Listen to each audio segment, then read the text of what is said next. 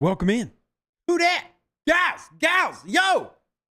It's preview of football. Like Sunday, this Sunday, you got football. You understand what that means, right? It means the Saints go to Super Bowl. Just saying, the New Orleans Saints are going to Super Bowl. Said it here first. Me, I did it. Nobody else did. I said it.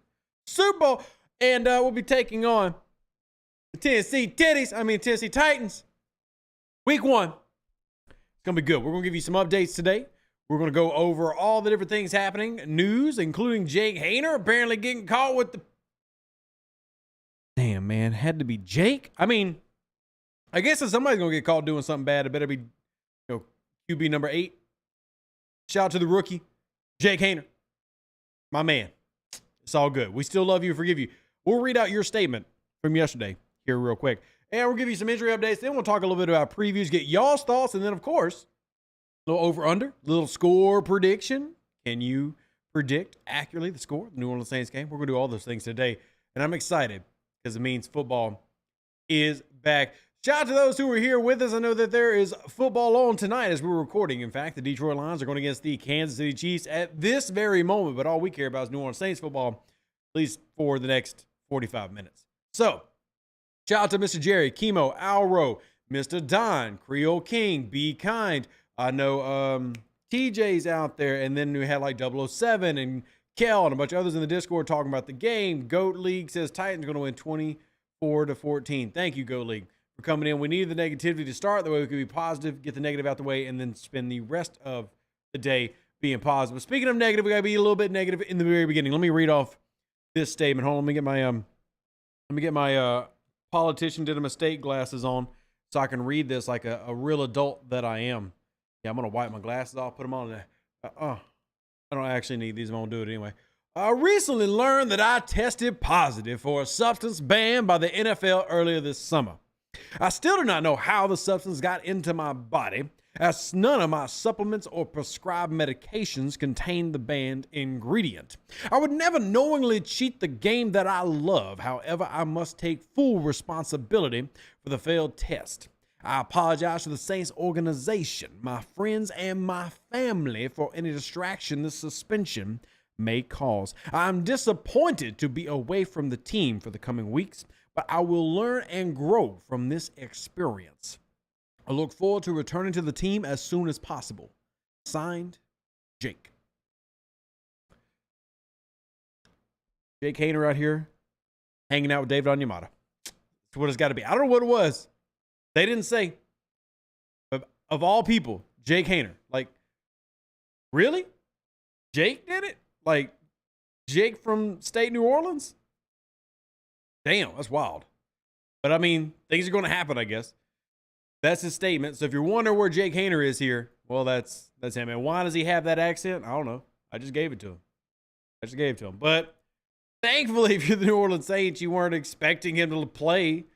I mean, that's okay. I mean, it is what it is. I would actually love to know what it was, but 6-game suspension just hit him hard. Rookie came in and bam, no Jake Haener. So you will be relying on Derek Carr as the starter, which was expected. Jameis Winston as the backup, which was expected. And if something has to happen, then Taysom Hill. It's not exactly a bad issue. It's not like a big deal, I guess.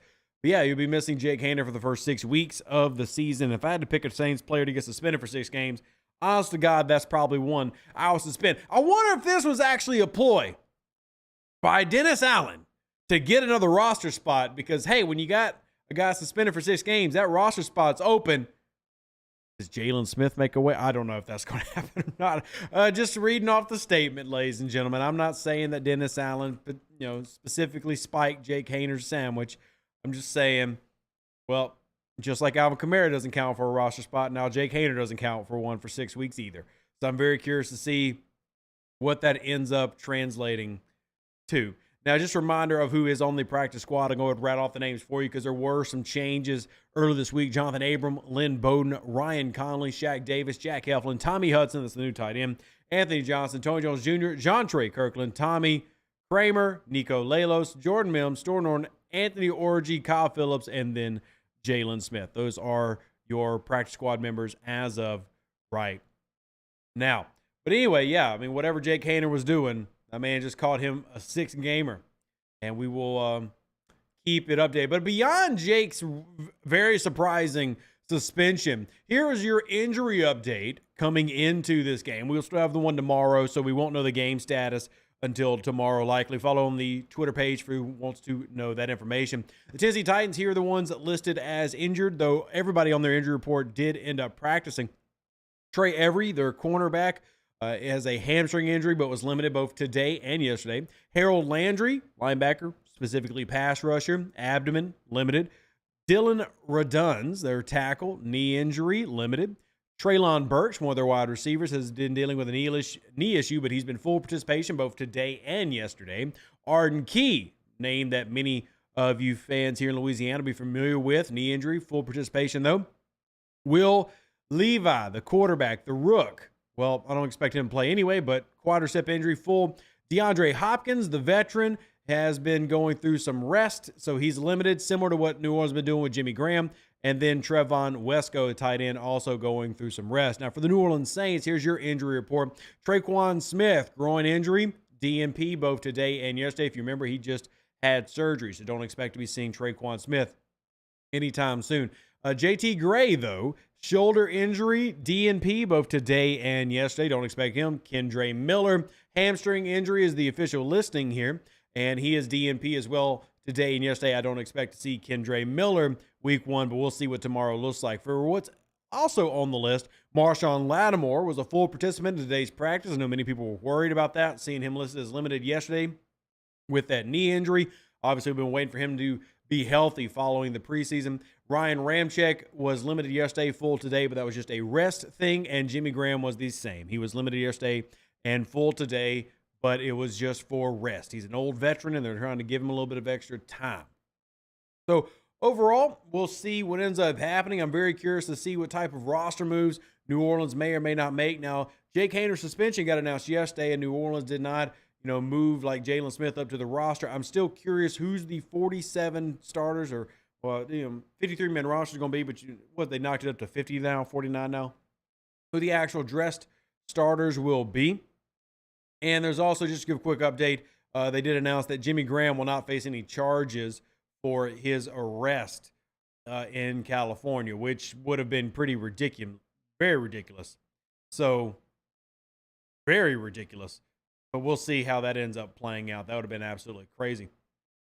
But yeah, we'll keep it updated. I'm not sure what the New Orleans Saints are going to end up doing because you got an extra roster spot. I personally am screaming from the rafters that Jaylen Smith should be on this roster. That's my personal opinion. I think that Jaylen Smith should be on the roster. I think if there's any game that Jaylen Smith could honestly help you as a downhill linebacker, Tennessee Titans would be that game. Like, that's just me. I mean, we will talk matchups today. I'm just saying, you talk about what works well in preseason / regular season. The run game is the old tried and true. It should work. It's just the easiest to kind of nail down. I would feel a lot better about taking on Derrick Henry with a linebacker core that was beefier and ready to go. And that doesn't mean that I don't have any faith in Alontae Taylor. I really don't want to make it sound like that. But I will say one area Alontae Taylor did struggle with last year was tackling. Now, that's a very relative statement. So what do I mean by that? If you look at his missed tackle percentage, it was the second highest on the team defensively behind Roby. It was 14%. Do I believe that Alontae Taylor is a bad player? Absolutely not. But I will say that, when you talk about what we saw from Jaylen Smith in training camp and preseason, what we've seen from Alontae Taylor, I would love to see Jaylen Smith helping when that base defense rolls out more than Zach Baun. But again, I'm not Dennis Allen, and I have stated, and I'm still feel that way, that I trust Dennis Allen on the defensive side of things. We'll see how that plays out. But when I'm looking at this man, I don't want to use the word nervous, but I will say that I really want to come out and win week 1. And obviously every team does. That's not really a shocking kind of a statement, right? But as far as New Orleans is concerned, and I know a lot of people don't like this, but most people are picking New Orleans to win this game. And I know a lot of people like to be the underdog and everything. I just feel like New Orleans has to live up to that. Now, real quick, let's rattle off who you're going to be facing DeAndre Hopkins, who I will admit, I wanted DeAndre Hopkins after he left Houston to come to New Orleans. I do believe at this point in his career, not as big of a worry, but I think that he is still dangerous. He might be 31 years old, but he ain't 37, and he is still an extremely good wide receiver. I just don't think he's the best in the NFL anymore. Treylon Burks, who we just mentioned being on the injury report, also will be there for the Tennessee Titans. Then you're going to have on the offensive line some pretty good, strong veterans returning. Your quarterback is still going to be Ryan Tannehill. Now, I would probably love to see the rookie, as in I think that New Orleans could do some damage to the rookie. I know historically that's not been the case. We talk all the time about how the Saints struggle versus rookie quarterbacks. But I think this is a different team than what that used to be. I don't think that's really been as big of a problem in recent years. But one thing about Tannehill is he's not been with Tennessee. I mean, he was with Miami, but with Tennessee, he's not really been a quarterback that's prone to turn the ball over a lot. I think he's a guy that's pretty difficult. I remember, this is a guy who won comeback player of the year with Tennessee back in 2019, and he definitely improved his play, similar to how Geno Smith improved when he went to Seattle. So he's with a more established team, a better team defensively, a better team when it comes to like consistency in the running game, and they don't ask Tannehill to do as much. Now, last year obviously was a lower year for him statistically and everything. He only played in 12 games last year, but we'll see what that ends up being this year. I'm not trying to write off anything. It doesn't matter if you end up playing the rookie or you play Ryan Tannehill. I think out of the way, the Saints defense has an advantage, but I think you are looking at like when rookies play, or if Malik Willis was to play for whatever reason, you're seeing them probably having a higher chance of, making a mistake that a defense can take advantage of, where a veteran who's been in the league for over a decade now is going to be less likely or less prone to make those mistakes. Whereas Tannehill over the past 2 years has been a 66% passer, right around 67% passer actually, and has thrown 35 TDs to 20 interceptions. It's not incredibly high INTs. It's not incredibly great, but he just doesn't make a ton of mistakes. And you would like to be able to take advantage of that if you were New Orleans. And we'll see what ends up happening. I think matchup-wise, if this defense is anything that they're supposed to be on paper, they should be good. And in the past couple of years, I think the defense have actually come out and started out pretty well. I mean, we used to look at the defense starting off really slow and then getting much better as the league kind of progressed, or the season progressed rather. And I don't think that's necessarily been the case in the past couple of seasons. I think they've actually done much better. So as we wait to see if New Orleans is going to continue to be that team, I think that we have to look at the matchups I think that they could take advantage of. And I think defensively, even though we're talking about the offense being better, right? We believe that Derek Carr is better. We believe that Michael Thomas coming in is going to help this team. All those things I think are true. But at the end of the day, this is no longer Sean Payton's team. This is a defense first team, and it's not an offense first team. So I need to see that translate with the defense coming out strong in the beginning. Similar to how we used to look at the offense and go, hey, the offense has to come out strong. You remember last year, first 4 games of the season, the New Orleans Saints gave up over 20 points all 4 times. And then they would go on after that to give up 28, 32, and 30, then 42 before they really got better at the second half of the season. But the first half wasn't too bad. They weren't giving up like 28 points a game. They're giving up around 22, 23 points a game first quarter of the season, and that was with 3 losses. I think you can win with that. It was that second half or second quarter stretch in the year that kind of caught them a little bit. But then by the end of the year, New Orleans Saints defense, the last 8 games was absolutely insanely good. They were actually giving up, 17, 18 points a game. I mean, that's the type of thing that you need to see happen, and even then, you still didn't end up winning all those games. You end up going 4 or 5 over the last, kind of deep stretch. So we'll see how it kind of end up playing out. Muse Bama says Henry carried the team to the playoffs. Somebody talking bad about King Henry, because I'm not going to talk bad about King Henry. I think that is hands down the biggest threat that New Orleans has to stop. I do think that Ryan Tannehill gets to take advantage of that. And I think you do have to worry about Ryan Tannehill, but at the same time, Derrick Henry, the only real question for me about Derrick Henry is this the year that it kind of falls off a little bit? Last year, I think Derrick Henry was great, but he probably wasn't amazing.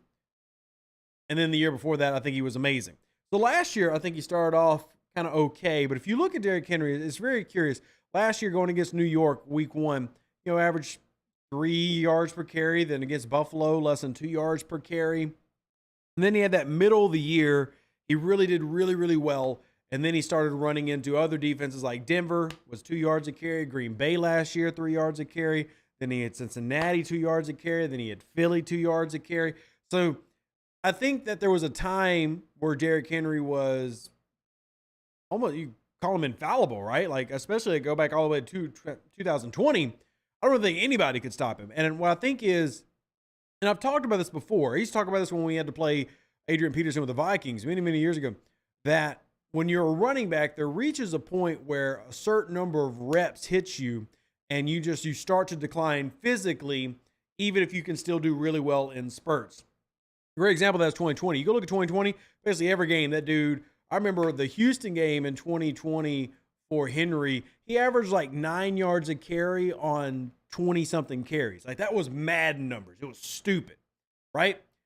But it wasn't like the only time he did that, because he also had one against Indy where he had like 7 yards a game or 7 yards per run, and he ran like 25 times. It wasn't like this was like crazy. The Jacksonville game, I think, also that same year. I mean, anyway, the dude went nuts, right? That was the year he went 2,000 yards rushing. But that was also the season, like, you go through that entire season, he maybe had like, maybe what, 2 games, 3 games maybe, where that carry average was a little bit lower, and he definitely never had like a 1 or 2 yard per carry average like last year. So I do think that there's a little bit of a decline in Henry at this point. I don't think that he is the ridiculously all-pro, potentially the best player in the league, but I still think that he's incredibly dangerous, and you do have to respect that. So as I think about that, as I look at this team, I go, well, if you're New Orleans, defense has got to come out strong first, right? Those are the primary matchups I'm worried about.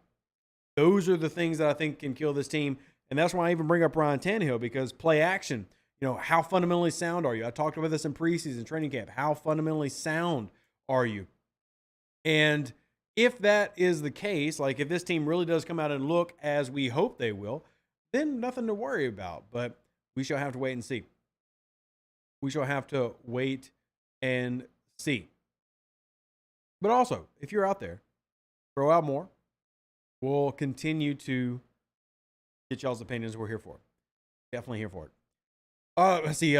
We got a couple of fun people in the chat. This is great. This is great.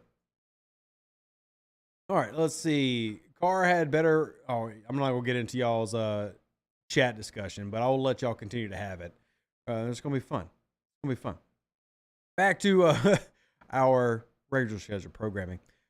Derrick Henry also has to worry about who's behind him, and what I mean by that is, if there is a player who could be the most explosive player for Tennessee, I'm actually not going to say this to DeAndre Hopkins. I'm going to say it's TaiJ Spears.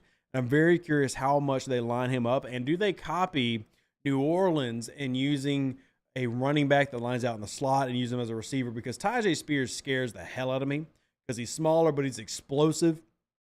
And like, you look at Marshawn Lattimore. Why does he always dominate Mike Evans? Because Marshawn Lattimore is a larger receiver who excels versus larger wide receivers, or he's a larger corner, excels versus larger wide receivers. He uses his athletic ability as well as his size and play strength. But when he has to go against smaller, shiftier guys, he has struggled in the past. The same kind of thing with the Saints defense as a whole. A lot of their team is built defensively to stop other teams, kind of like the Tampa Bay Buccaneers. Bigger teams who aren't relying on just pure speed, who are trying to physically win. And little guys like TaiJ Spears, I think, have always provided a little bit of an issue. And that doesn't mean that there aren't big guys who have given New Orleans problems. Shout out to Cordell Patterson with the Atlanta Falcons. We talked about him in week 1 a lot last year. So I'm not trying to say that the strategy is infallible, but I will say that the explosive type players, the shifty type guys, are ones I worry about. I'm really curious what the game plan is going to be for Tennessee with TaiJ Spears. Obviously, with Derrick Henry, we've seen him. The dude can bust off a 99-yard run. He's done it. He literally tied the NFL record, did that. Impressive, and I think that he could still probably do it again. But overall, I mean, when I'm talking about what can end up being a mismatch, and especially one that is really hard to plan for, because your defense is going to spend its entire time trying to stop the major playmakers, the DeAndre Hopkins, the Derrick Henry. You're going to focus in on that, and you should. And in fact, you were just talking, and there was a quote by Saints defensive coordinator, and I think it was Mike Triplett who ended up bringing this quote up, and we talked about it on Twitter a little bit, and he was like, hey, I was losing sleep over it. And Joe Wood specifically said, I didn't sleep very well last night thinking about going against Derrick Henry and then DeAndre Hopkins in the passing game. So That's also one when I'm bringing up matchups and what I'm thinking about when I'm kind of going through this in my head. The big one is going to be how to utilize the rookie and TaiJ Spears. He did have a good preseason, but I've said it before. Running back is the most transferable position from the college sport to the NFL sport, and I think that matters, right? I think that matters. Goat League, look, man, I appreciate you coming in because we like chats, but let's not come in with all the troll energy on Derek Carr. Let's not come in with all the troll energy on Derek Carr. It's kind of ridiculous. But beyond that, when I look at everything that's kind of available to the team, TaiJ Spears is one that worries me. If you're a fantasy owner out there, TaiJ Spears is definitely one of the players that I personally would have on my fantasy team. I think that he's a great flex option and maybe even a running back 2 option, depending on how much Tennessee utilizes him. But I think that those big plays are something that you could even see him having an advantage of against New Orleans, where maybe New Orleans is able to slow down and stop a guy like Derrick Henry. But what are they going to do about with TaiJ Spears? And if you're talking about who's going to cover him out of the backfield, if they use him in that regard or cover him in the slot, maybe Alontae Taylor can keep up with him, sure, if they end up using him in a slot guy, but they do a mismatch scenario where he's maybe against Pete Warner. I like Pete Warner, but I'll just keep it real.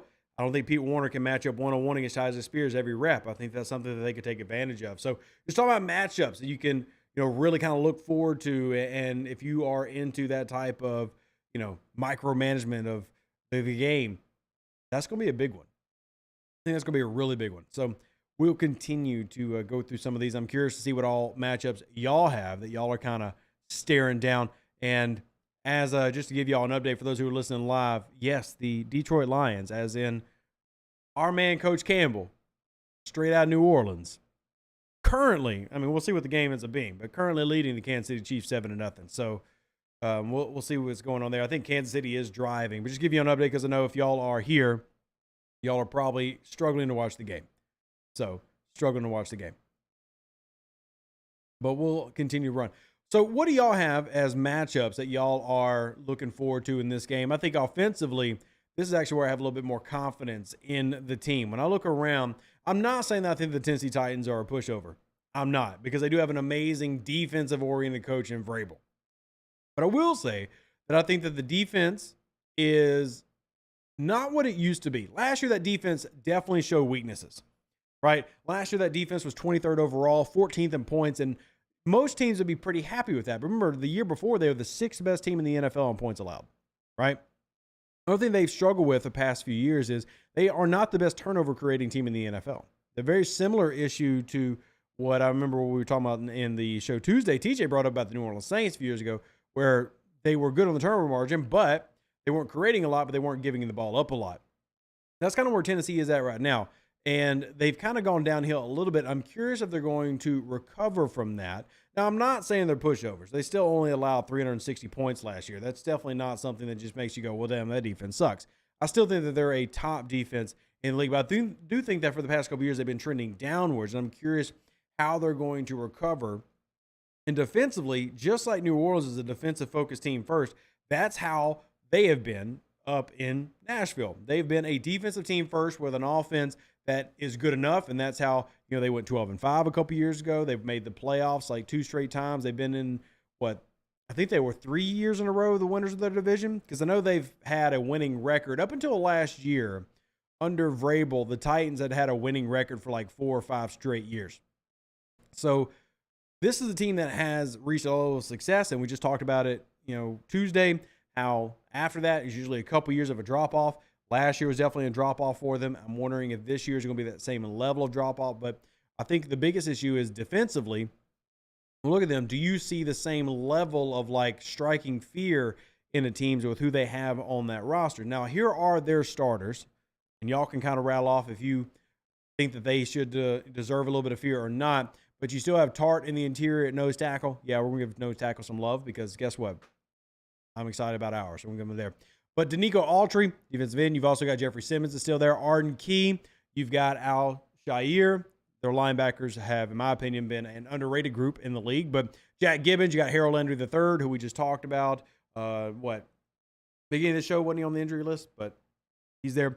Then you've got Fulton at corner with Murphy Bunting on the opposite side. And then you got McCreary at the nickel. Safeties are Kevin Beard and Amani Hooker.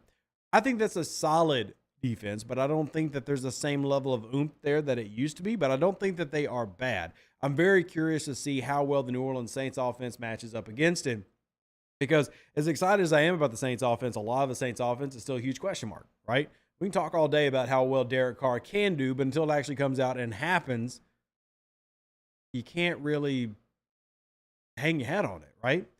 And while I do really believe that this team is a better team starting the season right now in terms of roster, and even, shout out, by the way, we'll talk about this in a second, Pete Carmichael admitting his own failures last year, which is great to see, by the way. I absolutely love that. You know, obviously it doesn't clear anything up. You still got to be better, but just recognizing that is huge, because as someone who has gotten to talk to a lot of players, talk to coaches, etc., there are a lot of times where hubris and pride get in the way. And it was great to see him make that statement, but I'll talk about that statement here in a bit now that we're getting into kind of the offensive side of the ball. But I want to see what Michael Thomas looks like. And particularly I want to see, is Pete Carmichael going to move Thomas in the slot to try to get him lined up with Roger McCreary? Are they going to allow him to be the one-on-one on the outside? How are the Titans going to take on Chris Olave? Now, the reason I talk about moving in the slot is because Michael Thomas would have a very big advantage, because McCreary is a smaller size nickel. He's only like 190 pounds, about 5'10". He's not a large corner. Now, at the same time, that means he's going to have speed. But when we're talking about what Thomas always did, Thomas, even though he was not a slow wide receiver, 4.5 is not slow, he never dominated with separation and speed. He dominated by route running, understanding position, understanding coverages, understanding spacing, and then actually using his long reach, his great wingspan, uses his body well, and made that his separation tool. So I'm very curious if they are going to try to do that, which, if you remember, when Payton and Breeze were here and we saw Thomas have a lot of his elite runs, he would get moved down to the slot anytime, 30% in a game sometimes, so that they could take advantage of certain matchups. And I'm curious if Carmichael tries to do the same thing here to try to avoid maybe specific matches maybe he doesn't feel as comfortable with, because there are still questions for, you know, some of the players they have. But remember, both of the corners that you have starting on the outside of Tennessee are larger. They're about 6 foot, 6'1", 200 pounds, which is getting similar to size of not only Marshawn Lattimore, but even to Michael Thomas. But having a guy that's, you know, that 190 soaking wet is an opportunity for you, if they're in the nickel, for you to try to take advantage of, especially in hitch routes, crossing patterns, mesh concepts. These are all things I think that Michael Thomas could be utilized in if you see Carmichael, if you see him truly being better. Now, so that I can speak on what I just referred to, Pete Carmichael said today, and this was Brooke with NOLA Football, but he said he wasn't good enough last year and has to be better, and mentioned that he needs to go with his gut more. So one, obviously as a fan, you can go, well, that's obvious. He wasn't good enough. Sure.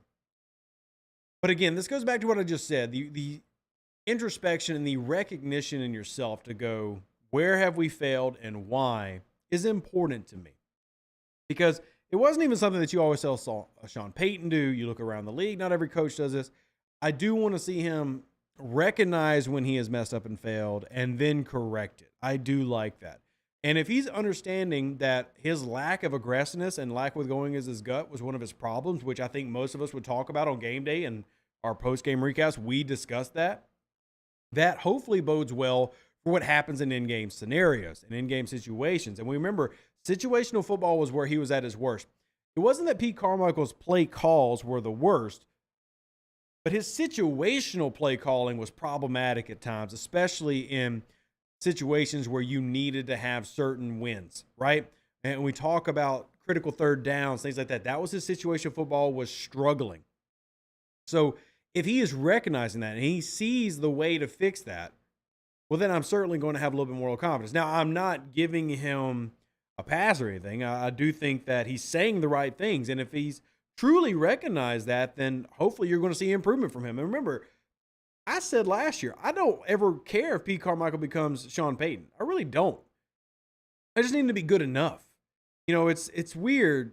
You know, I guess this is just part of growing up as a football fan and then watching your team go through stages. It's weird being the exact opposite problem of what we were a decade ago. A decade ago, we were a great offense who just needed a defense to be good enough. Now you're a great defense who just needs an offense to be good enough. And if Pete Carmichael just get to freaking good enough, a lot of that is just being more aggressive and being more consistent with his situational play calling. And if he truly is getting there, then heck yeah, I'm excited.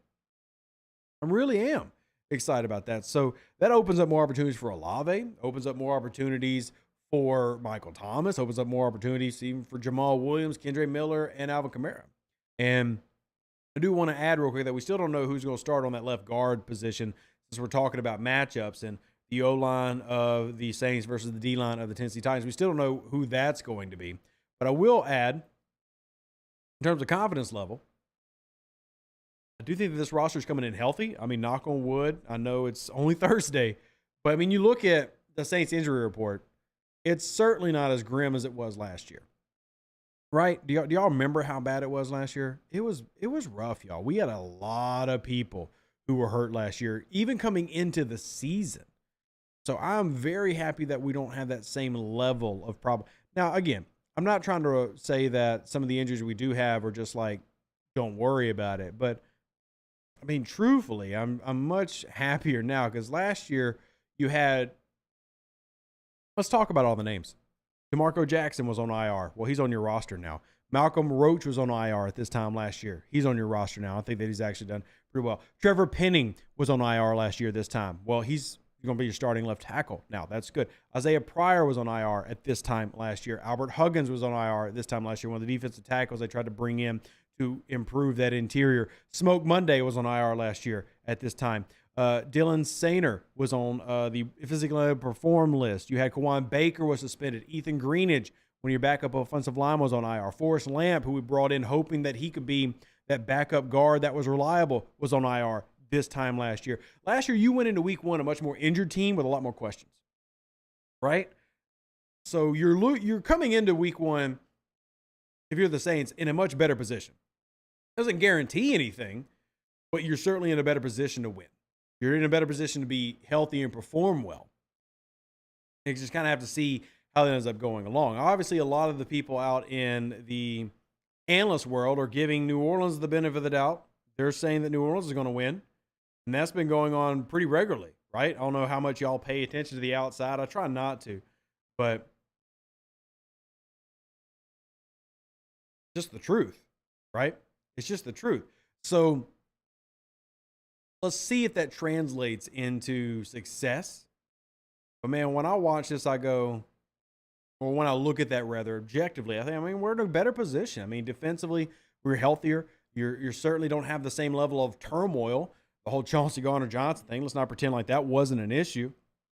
You're certainly in a better spot, and I hope that ends up remaining the case. But just for those coming in a little bit late, your injury report is Traquan Smith, JT Gray, Kendre Miller. So rookie running back who, I'm not trying to say that it's not important, but he was going to get 5 to 15 touches. That's what he's going to get throughout the season as he works on improving. So that's not the biggest loss. JT Gray, now that's probably the biggest one on this list. And then Traquan Smith. Everybody else is healthy. And the only major person that you're worried about on IR, is there even a person that any of y'all are really upset that are on IR? I mean, personally, I hate that you lost Trey Turner. That was one for me. But we also never even got to see him in a Saints uniform, really. I mean, he was here in a couple days and sadly went to IR right after. So everybody else, you got Alvin Kamara and Jake Haener suspended. Andrew Dow, maybe, the linebacker, backup linebacker. Eno Benjamin, the running back, maybe, and that's only because of Kamara's suspension. Overall, honestly, I'm pretty happy with where things are right now. At least overall, I think that you've got a healthy team and you're going into a good spot. Maybe I'm just too confident because it's week one, but I really do. But how about this? We're going to go into our over-unders because I've been looking forward to getting into this segment. I'm curious to see what everybody says. We're going to start with some over-under. I'm ready for it. And no, Payton Turner's not hurt, Steven. I don't know why. He's not on the injury list. He's not hurt.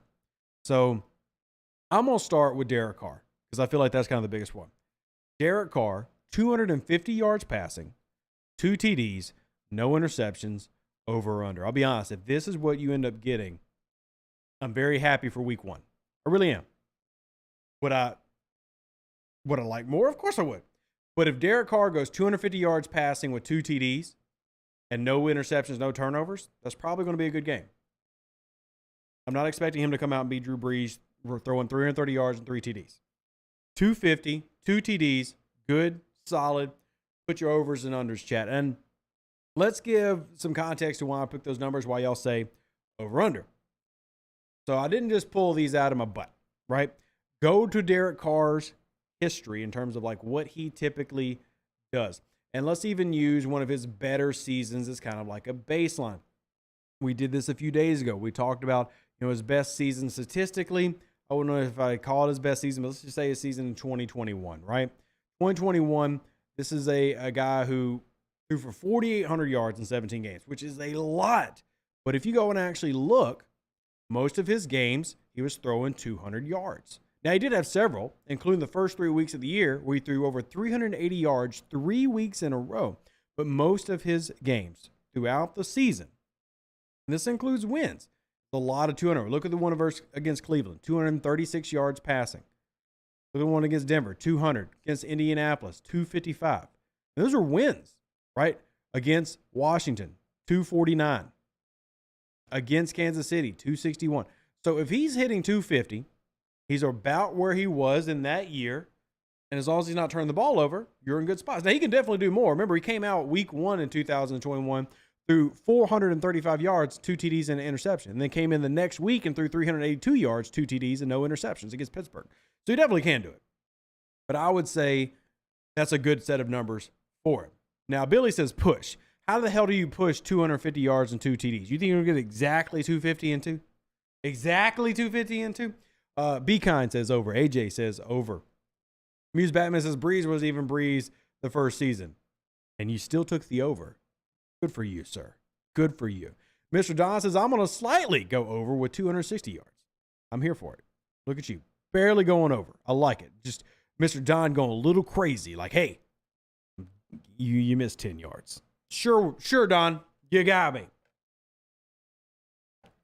Yeah, I mean, now Creole takes the under. Creole says 205, 1 TD, and 1 interception. Creole is preying on the New Orleans Saints' downfall. And he thinks we lose. So, it be what it be. But you know what? I'm here for it. Here's another one. Jamal Williams. 100 yards rushing, 1 TD. Jamal Williams, 100 yards rushing, 1 TD. Now, I want y'all to remember the best rushing defense over the past 2 years, Tennessee Titans. Now, will that continue this year? We'll see. But last year, the Tennessee Titans ranked first in rushing yards allowed, third in TDs allowed from rushing, and second in attempts. Now, obviously, the attempts is going to help, but he also number 1 in yards per attempt. Jamal Williams, 100 yards rushing. I'm taking the under. Now, we'll see, obviously, but there's one area about the offensive line I actually feel like is really good. Like, I don't fear the offensive line's ability to create rushing lanes as much as I do pass protection. I really don't. I think that this team can run the ball. Do I think that they can run the ball like 5-6 yards of an attempt? Absolutely not. If Vrabel comes in with a defense that lets us run all over him, something's wrong. This is a dude that's a defensive line and linebackers coach when he was with Ohio State. He's a linebackers coach in the NFL. Now he's a very well-respected defensive coordinator and head coach. I'd be shocked if you're able to run the football all over him. Similar to how, except for last year, Dennis Allen's been the same way. Like, Dennis Allen's been a very good DC and never really, I mean, he wasn't giving that up. Last year was the exception to that rule. But we'll see if that's the case for Tennessee this year. Maybe they have a falling back. But I would personally take the under on that. Don says, I'd be shocked if Jamal Williams does it, though, because he'll have the, or won't be shocked because he'll have the opportunities. I mean, put it this way, for 100 yards rushing, Jamal Williams, who is historically about a 4-yard per carry type of a back, would need 25 attempts. Not very often that the New Orleans Saints give that many attempts, even under Carmichael. Now, does that make it impossible? Absolutely not. But literally over his career, Jamal Williams has never been a chunk yardage guy. He's been just a solid 3, 4, 5, 3, 4, 3, 5 consistently. Now, every now and then he pops off, right? But his longest rush of his entire 6-year career was the 58-yarder from last year. The 2 years prior between Green Bay and Detroit, keep in mind, this is talking about almost 300 attempts. His longest run was 25. Now, that doesn't mean that he doesn't get a lot of first downs, because that is actually something you look. He had 65 first downs last year. Pretty good, right? 42 the year before. So he gets you yards, but he doesn't get you big chunks. And that also means that he's typically not going to come out and give you big yardage totals either. And that's one of the things I talked about, where we talked about when we signed him, those 17 TDs are a little misleading. Because it wasn't like he scored 17 TDs and he was like King Henry a couple years ago with Tennessee, and he's a 2,000-yard rusher. He just had a ton of goal line opportunities, and they said, hey, we trust you to bang it in more than we do to throw it in inside the 5 or the 10. It's not a knock. It's just this is probably the toughest over-under. Like, if you had to put this one in Vegas, this is the one that probably makes the most money of today's over-unders. So, next one, though, big one. Michael Thomas, 80 yards receiving and a touchdown, over-under. 80 yards receiving and a touchdown, over or under. If Pete Carmichael does some of the stuff that I alluded to in the show, using motion, sliding him down, getting him in some of those one-on-ones and nickel, I think that he's an over. I think he's an over. But it really depends on how he gets used. If they line him up only as a split end, he might get 3 catches for 30 yards. I'm very interested to see what chat says. Be Kind says over. Creole says over. TJ says under. Dr. Billy Oshie says under. AJ says pounding the table for over. And Mr. Don says over. I think this is a real tricky one, but I don't think it's as tricky as the Jamal Williams one. The issue with whether or not this happens really comes down to usage, I think. And I'll tell you what, if Derek Carr doesn't hit his numbers, there's no chance in hell that Michael Thomas hits his over-under. But if you look at Vrabel's defense, right? If you look at Vrabel's defense, last year they were the worst team in the NFL in yards allowed through passing. Doesn't guarantee it's going to translate again to this year. But if you look at the year before that, they were the 25th team in the NFL in passing yards allowed. If you look at the year before that, they were 29th in the league in passing allowed. If you look at the year before that, they were 24th in the league in passing yards allowed. Now, I'm not saying that they're a defense that shouldn't be respected. I am saying, though, that wide receivers and tight ends have found holes in that defense, in the coverages, and have been able to get more yards than typically they would against other teams, right? Now, there are other things that this team has done well. For example, even though they give up a lot of yards, they have been top 10 in interceptions forced 3 times in the past 4 years, and last year they were 12th. So you're playing dangerous because they will play aggressive, but that also means that they are going to give up yards. If you're talking about your over-under for Michael Thomas here, definitely a possibility for them to get an over. I would say that that one is more likely to happen to Chris Olave, though. Chris Olave, let's do the same over-under for Chris Olave, 80 yards and 1 TD. I would actually take the under for Michael Thomas and the over for Chris Olave to get those numbers. Now, the wild card in this whole equation is how much does Derek Carr lean on the tight end room, which none of us kind of know the answer to. I'm excited about the tight ends. I'm excited about Juwan Johnson, Foster Moreau, technically Taysom Hill, and Jimmy Graham. I have no idea how much Carr is going to utilize them. And we've actually yet to see Derek Carr throw a completed pass in a game situation to Chris Olave. We've seen him do it to other people. We haven't seen him do it to Chris Olave, though, because the one attempt they tried in that preseason game, Olave dropped. So what type of rapport do they have in a game situation? Because practice is one thing, right? Training camp is one thing. Game situation, how much is he going to utilize Chris Olave? We don't know. So we'll have to wait and see. But I would take the over on Chris Olave. I do believe that Chris Olave at this point in his career versus Thomas's career, he is the clear number one. Even though he is a flanker type of wide receiver, I feel like he's simply going to give you more separation, more opportunity, and hopefully more production. But don't worry, we're not done with our over-unders just yet. I do want to grab the tight end room as a group because I'm very curious, does the Foster Moreau connection pop up more? Do we see Juwan Johnson utilized more? tight ends as a group, 100 yards receiving and a TD. This is as a group, so it can happen to anybody. This is semi of a cop-out for me. But tight ends, 100 yards, 1 TD, tight end room. Here's what chat ends up taking. Now, the logic behind here is if you look historically, now keep in mind that historically tight ends were the best receivers on the team for the Raiders. Historically, Carr goes to his tight ends a lot. And it wasn't just Waller. It was also Moreau. It was other players there. He also, do the checkdowns with the running back. I don't know how much of a threat that's going to be with Kendre Miller expected to miss this game, as well as Alvin Kamara obviously missing it due to suspension. I don't really see Jamal Williams getting, 6-7 receptions. So let's see on the over-under. And Steven says, true, but didn't give me an answer. Be Kind says over. Dr. Billy Ocean says over. AJ says under. Don says under. Seems like many of you don't think that we're going to hit a lot of these overs. I guess y'all are hoping for a defensive game that New Orleans dominates. A defensive game that New Orleans dominates. And I'm not saying that's impossible. But I am saying I really want that offense to come out and do better than kind of what we're describing here. Because we're describing the 2022 New Orleans Saints offense right now. All the unders that everybody is taking is basically going, if I took all the unders and I kind of averaged them out, y'all are kind of saying that New Orleans are going to have like 270, 280 total offensive yards, going by y'all's over and unders, maybe 1 to 2 TDs, and this is going to be a game that's like 20-17. And that sounds painful. In my soul, I want to get back to being a 30-point game. I said I need 25 points. 25. That's 3 TDs and, technically kind of a couple field goals or, cutting it close, right? A field goal and a little bit extra.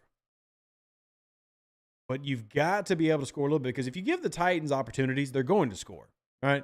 If you look at, we talk about the passing yards that they gave up, but let's talk about the offensive side of the ball, right? If you look offensively, last year was a big struggle for them, but 2020, this offense for the Tennessee Titans was the number 2 offense in the league by yards, number 4 in points. The year after that, they were 15th in points. So they did not exactly fall off the wagon. Last year was obviously a very difficult year for Tennessee. Curious to see if their offense has any level of recovery to it. But I don't think you're going to beat the Titans only scoring 2 touchdowns offensively. You've got to do more. I would be very scared to be getting into defensive slobber knocker matches with Mike Vrabel. I think the offense has got to do a little bit more. But let's move over to the defensive side of over-unders. Start with Cameron Jordan. 1 sack, over or under? You think he's going to get, let's call it a half sack so that y'all can claim 1 sack. Half sack, over or under? Do you think Cameron Jordan's going to be riding high or not? Rio says over. And you're taking 2.5 sacks. Man, if old man Cameron Jordan can come out and pop 2.5 on in the beginning, I'm ecstatic. B. Con says over. Dr. Billy Oshie says over. Mr. Don says over. A lot of Saints fans predicting a defensive domination to week 1. Steven says, hell, get at least 1 for sure over. Bet. Billy says their line is suspect. I do think that matchup-wise, an opportunity that there is there is for the New Orleans Saints to disrupt their offensive line both in pass protection and in run blocking. I think part of Derrick Henry's problem is that. Not only is he aging, because I don't think he's 2020 anymore, but also I don't think the team around him is as good, but they're still going to scare me. Still going to scare me. I'm definitely not ready to make a bold statement that New Orleans is running away with this. In fact, I watched, I don't say watched because I saw it on Twitter, but they had a little clip of the show, and then they showed the picks. And of the 10 people, 9 chose the New Orleans Saints to win this game. And just there's like a superstition in me from being a Saints fan my whole life to see that much get picked. Really kind of, I don't like it. I really don't. I hate it. I hate it. I don't like to see the New Orleans Saints getting all of that love. But now to Dr. Billy Oshie's point, when it comes to injuries and things like that, you do have Nicholas Petit-Frere, who is suspended. So shout out to Jake Haener, not the only person suspended in this game. You also have on the defensive side of the ball, Shaquille Brown is on IR for the Tennessee Titans as well. So just something to kind of like keep in mind. I don't know if there's anybody else on their injury list that, you know, gives any type of advantage to New Orleans, but those are two names to kind of keep in mind as you go into this game, go into this name. So Billy says, I live in Tennessee. They're really concerned about their O-line. I guess the only rebuttal to that is if you're a Saints fan, are you confident in the Saints defensive line? Because I'm not. I mean, there's a lot of people that I want to be excited about. I want to be excited about Payton Turner, Granderson, Bosky, Breezy, even kind of Nate Shepard, but I'm not confident in the Saints defensive line until I see something proven. Hell, I'll be honest, I'm more confident in the Saints starting offensive line than I am the Saints defensive line, but I believe the defensive line has a hell of a lot more depth. But I don't believe the defensive line has given me a reason to be very confident yet that they're going to come out and kind of dominate. So a little bit of a difference there for me. You know, I do believe that the defensive line will probably be a better performer throughout the year, assuming that everybody stays healthy just because of depth. But I am not super confident in them with the ability to just come in and, for say, have a 4 or 5 sack game, right? I think I just can't really envision that right now. Again, doesn't make it impossible. Simply makes it, we'll see. Makes it a we'll see. We go back to our over and unders, though. Marshawn Lattimore. Will he allow 3 catches or more and 50 yards or more? 3 catches more, 50 yards or more. So you're over under. Creole says under. Going against DeAndre Hopkins, which is an interesting matchup. I do think that D-Hop is a player that should still be respected. I really do. And I think Hopkins is like the best player to never have a great quarterback most of his career. I don't know if best is the right word, but he's definitely a player that has deserved a hell of a lot better quarterback situation than he's had in most of his career. There's no coincidence to me that the only years that he really popped off were the years that he had Deshaun Watson. I'm not going to get into the whole Deshaun Watson like debacle of who he is, but most of D-Hop's career has been horrible QBs. You know, Brian Hoyer was throwing him the ball back in the day. His rookie year, D-Hop had Matt Schwab and Case Keenum, you know, guys like that. And then Arizona. He's been in Arizona for 3 years. And like, you can say whatever you want about Kyle Murray. As a passer, Kyle Murray is not an elite passer. Is he a potentially good quarterback? Yeah, I mean, cool. Put Kyler Murray wherever you want to as a quarterback. I don't think he's elite, though. And I don't necessarily think that Ryan Tannehill is in that conversation either. I'm just simply saying that D-Hop might not be the name that comes to a lot of people's minds. I think the best receiver in the NFL. The couple years he actually had a good quarterback, and he was in his mid-late 20s, he was damn good. And he hasn't really had that again since. But he's a guy that I still worry about being dangerous. Now, to bring up a point that one of our regulars here at the podcast, Dr. Billy Oshie, always likes to bring up, which is injuries. D-Hop has only played in 19 games of the past 2 years, you know, for various reasons. How well is he going to perform in this game? We'll just have to wait and see. But I think if you're Lattimore, this is a big test to come out with. If you're a Saints fan, you're used to Lattimore stepping up to big names. Usually that's what happens. Usually Lattimore steps up to big names and performs pretty well. So you should take the under if you believe he'll continue to do that. But D-Hop is definitely no one to sleep on. TJ says, I can see Burks having a surprisingly good game. Recognize. Billy says 3 receptions and 50 yards. That's crazy. I mean, if you look at Lattimore last year, most of his games, he was giving up less than that.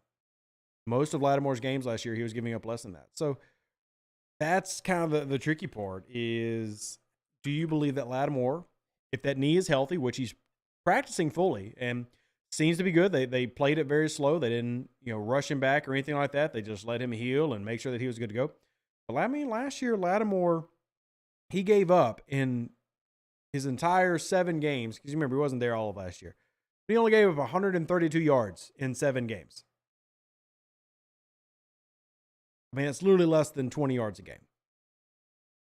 As we did last year. Didn't give up a touchdown. Gave up 132 yards total through the air. So it's not unheard of. Now, he did give up probably like 200-ish total yards, but air yards are the ones I worry about. You know, the yards after catching air yards. So 132 in 7 games is, yeah, we'll take that. We'll take that. So, oof. Ted says, if so, Shaheed gets 2 Ts. Rashid Shaheed should play this game, yes. The question for Rashid Shaheed is how many snaps does he actually get? Last one I want to throw into is score predictions. What do y'all think is going to happen? I'll admit I am optimistic, but also very nervous about this game. I think it does rely on the offense's ability to take advantage of this Tennessee Titans defense. I'm going to have the Saints winning 24-21, but I'm torn either way. I really am. I think that this is a game that is much closer than a lot of the talking heads and pundits are making it out to be. Just personal opinion. I really do think it's a lot closer than it's being made out to be. And I think that it can go either direction. I'm going to grab some of these from the chat because I think this is important. TJ says 27-24 Titans. Randall agrees, saying 27-24 Titans. AJ says 24-17 Saints. Mr. Don says 27-17 Saints.